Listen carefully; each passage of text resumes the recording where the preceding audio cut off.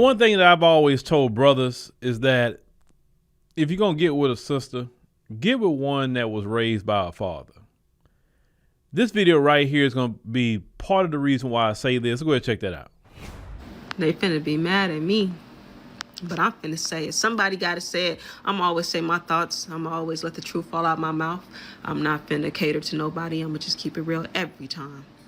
So we don't love the black man no more? The amount of excuses for disrespecting the black man makes me sick. It makes me sick.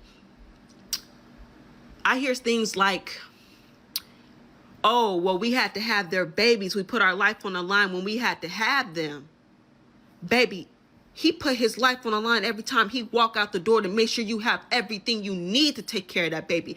His pain and suffering and being worked, enslaved, and having his back broke down, his legs hurting, his knees on fire, his feet on fire, to make sure you have everything you need for that baby does not stop.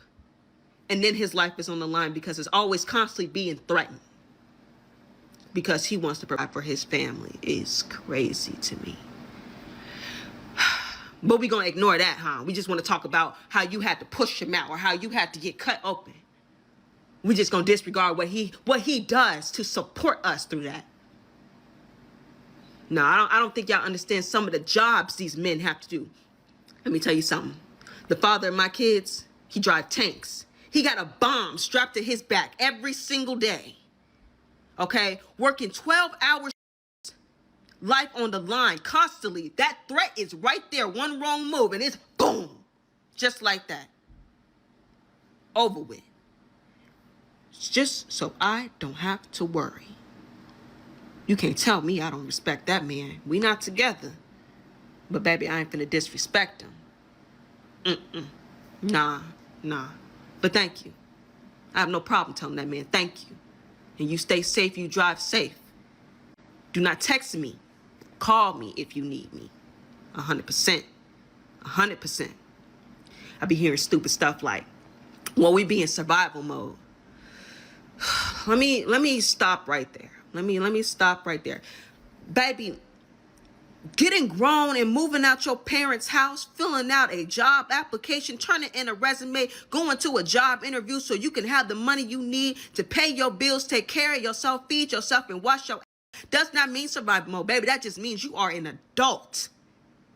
Y'all got the definition up. No, I ain't never heard of I gotta pay to get my hair done, I gotta pay to get my nails done, I gotta pay my own bills. Baby, I ain't never heard of accessories and looking good being a part of survival. Nah. I thought survival meant your life is on the line. And the things that you need to take care of you are actually hard for you to get to. So you got to scavenge out here and try your best. You're bleeding, okay? The people that's over here in survival mode are the homeless people, okay? And the people out here fighting these goddamn wars. Them people was in survival mode. You're not gonna tell me that you got to sit up here and pay to get your nails done and your eyelashes done and spending all this money. It's nah. But y'all want to get mad at me. Y'all don't want to talk about that. That's fine. That's fine. I just feel so bad because it's like, you know, the black man, he did so much to protect and open things up for us so we can do it for ourselves. Give us knowledge.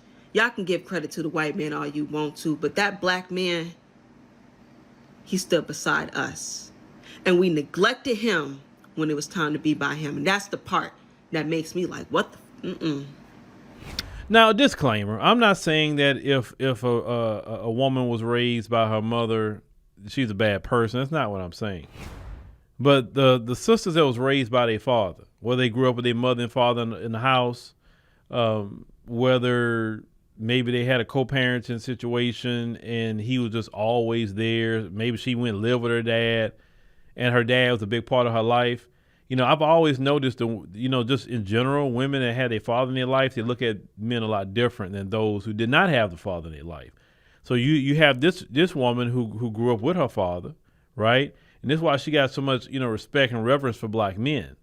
Not to say that black men don't make mistakes or whatever and maybe can make her upset, because that can happen, right? But no, what I'm talking about is she has a certain respect for black men and kind of can see things through our lens a little bit because she had a father and she saw what her father had did and how he treated her and how he loved her. And so it's kind of easy for her to kind of transition that to her love life or whatever, right? Now, I know she mentioned that the guy she was with, she's not with. Now, we don't know what happened with that. We just don't know. But she still got respect for him. She's not online calling him, all kind of ugly names and trying to just embarrass the man. You feel me? So that's why if you're a single man, get with a woman that grew up with her father. Get with a woman. I'm telling you that they are totally different. It's like night and day. You'll see that night and day.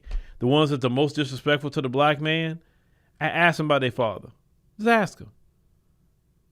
And I'm gonna say the majority who didn't grow up with their dad don't have a lot of respect for men. They just don't. Now some will say, well, my dad was a deadbeat. He never was around X, Y, Z. And that's unfortunately, that's his loss. That's unfortunate. And if you hear your mama up here talking greasy about your dad all day long and he's a black man, where did you go to learn respect for black men? You didn't go nowhere. So shout out to this sister for just kind of, putting it out there and understanding that, hey, brothers deal with a whole lot. And the minimum that brothers are asking for is just sister back, just to give them some respect. That's it. Because respect is everything for a man. If a man don't have respect, he has nothing.